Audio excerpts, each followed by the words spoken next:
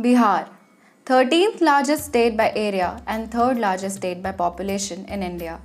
बिहार जिसने डॉक्टर राजेंद्र प्रसाद के रूप में इंडिया को पहला प्रेसिडेंट दिया, जिसकी धरती पर अशोका द ग्रेट जैसे महान रूलर, दुनिया को जीरो देने वाले आर्यभट्ट जैसी महान हस्तियों का जन्म हुआ। बोध गया जहां गौतम बुद्ध को ज्ञान की प्राप्ति हुई, जहां दुनिया की सबसे पुरानी यूनिवर्सिटी नालंदा यूनिवर्सिटी है। बिहार का पाटलिपुत्र जहां से कितने ही रूलर्स ने भारत पे रूल किया, जो कि आज पटना के नाम से जाना जाता है।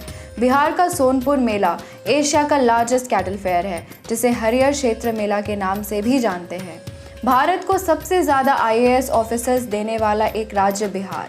हेलो एवरीवन, मैं आत्मनिर्भर लड़की आज आपके सामने बिहार के कुछ इम्पोर्टेंट बातों को हाईलाइट करूंगी। कुछ दिनों पहले 28 मई 2020 to be more precise, Twitter पे हैशटैग इंडस्ट्री इन बिहार बहुत ट्रेंड कर रहा था, पर ये ट्रेंड ज़्यादा हाईलाइट नहीं हुआ और ग्राफ भी नीचे आ गया।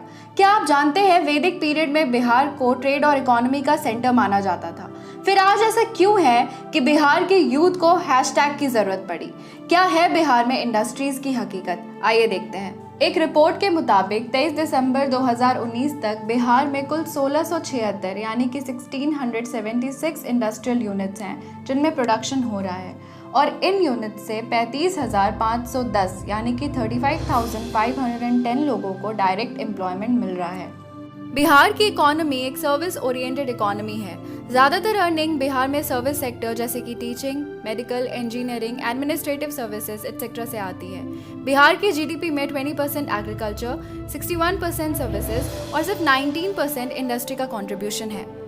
फूड प्रोसेसिंग यूनिट्स जहाँ पे जैम, जेली, अचार वगैरह बनाते हैं, बिहार में या तो ये बहुत ही कम नंबर में प्रेजेंट है, और जो प्रेजेंट है भी वो बहुत ही छोटे साइज़ यानी 1 एकड़ से भी छोटे एरिया में बनाए गए हैं। बिहार में कुल 28 शुगर मिल्स हैं, जिनमें से सिर्फ 11 एक्टिव हैं, जिनमें शुगर का प्रोडक्शन हो रहा है।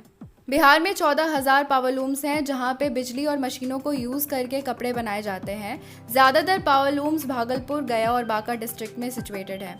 120 पावरलूम वीवर्स को हर साल ट्रेन किया जाता है, जो कि इन पावरलूम्स में काम कर सकते हैं। बिहार में बहुत सारी ब्रीवरीज यानी कि अल्कोहल प्रोडक्शन यूनिट्स थी, बट 2015 में बिहार में अल्कोहल के सेल, कंजम्पशन और प्रोडक्शन के ऊपर कंप्लीट बैन लगा था, जिसके बाद इन सभी ब्रीवरीज को बंद कर दिया गया था। हालांकि 2018 में यूनाइटेड ब्रीवरीज लिमिटेड ने अनाउंसमेंट करी कि वो अपने पुराने बंद पड़े ब्रीवरी में ही नॉन अल्कोहलिक बियर का प्रोडक्शन स्टार्ट करेंगे।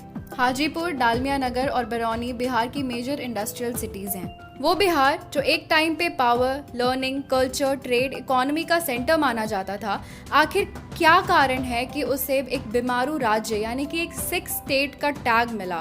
क्या कारण है बिहार के डाउनफॉल का? आइए देखते हैं। रीजन नंबर 1, जमींदारी सिस्टम। जमींदार जमीन का मालिक होता है जो अपने जमीन को लीज पर किसानों को देता है। ब्रिटिश रूल में इन जमींदारों के पास इकोनॉमिक और मिलिट्री पावर दोनों थे। किसानों को लगान देना पड़ता था और बदले में उनका एक्सप्लॉयटेशन होता था। स्लेवरी, बॉन्डेड लेबर यानी कि बंधुआ मजदूरी, इन सब को बढ़ावा मिला। इंडिपेंडेंस के बाद एक बहुत बड़े आंदोलन की वजह से 1949 में Bihar abolition of zamindari bill pass हुआ।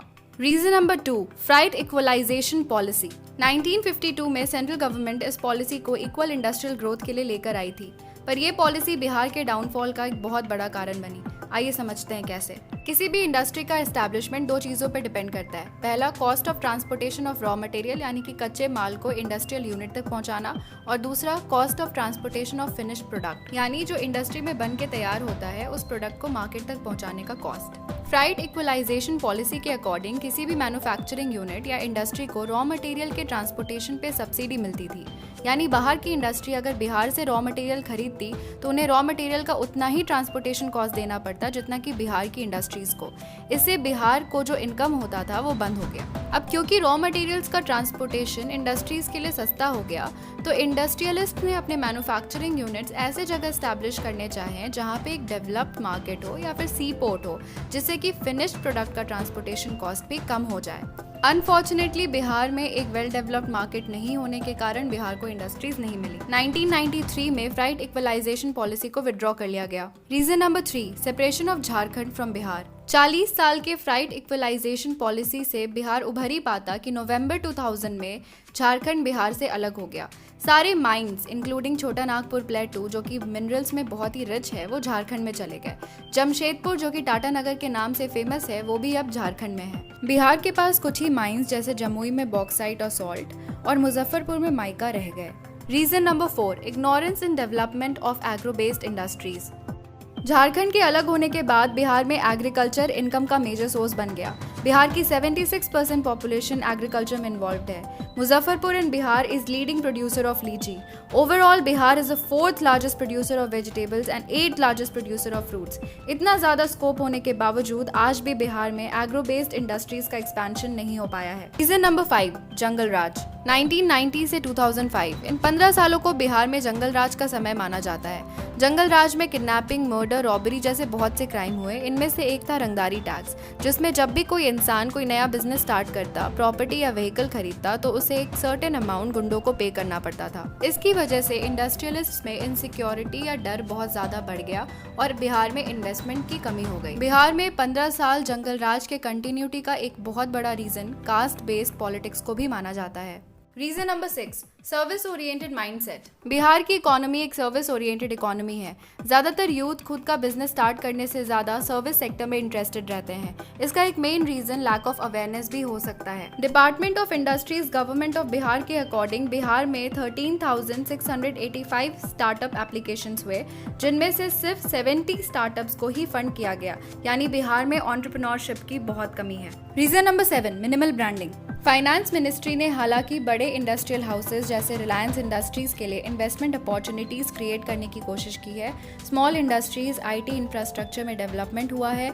पटना, दरभंगा और भागलपुर में सॉफ्टवेयर पार्क्स बनाए गए हैं। लेकिन बिहार में इन्वेस्टमेंट बढ़ाने के लिए बिहार को एज अ ब्रांड प्रेजेंट करना होगा। बिहार में बिजनेस स्टार्ट करने के क्या क्या स्ट्रेंथ, वीकनेस, अपॉर्चुनिटीज और थ्रेट हैं, यानी कि स्वॉट एनालिसिस इंडस्ट्रियलिस्ट के सामने पेश करने होंगे। बिहार की ब्रांडिंग को बड़े पैमाने पे माइक्रोस्कोपिक लेवल से मैक्रोस्कोपिक लेवल पे ले जाने की जरूरत है। The word Bihar is derived from vihara, which means abode, a place of residence, home. But the irony is that majority of population is compelled to move out because of lack of employment and livelihood. Being the youth of Bihar, being the youth of India, ये हमारी responsibility है कि हम बिहार के development के लिए आवाज उठाएं। ये 21वीं सदी का भारत है जो सेल्फ डिपेंडेंट, सेल्फ रिलायंट, आत्मनिर्भर बनना चाहता है। पर क्या बिहार के डेवलपमेंट के बिना ये पॉसिबल है? नाउ इज द टाइम कि हम बाकी सारी चीजों को छोड़कर डेवलपमेंट पे बात करें, डेवलपमेंट पे सवाल करें, डेवलपमेंट के लिए कंट्रीब्यूट करें। अगर आप मुझसे अग्री करते हैं और आपको वीडियो का कंटेंट पसंद आया हो तो वीडियो को लाइक करें और जितना हो सके उतना शेयर करें। #Development of Bihar, #development of India. Thanks for watching.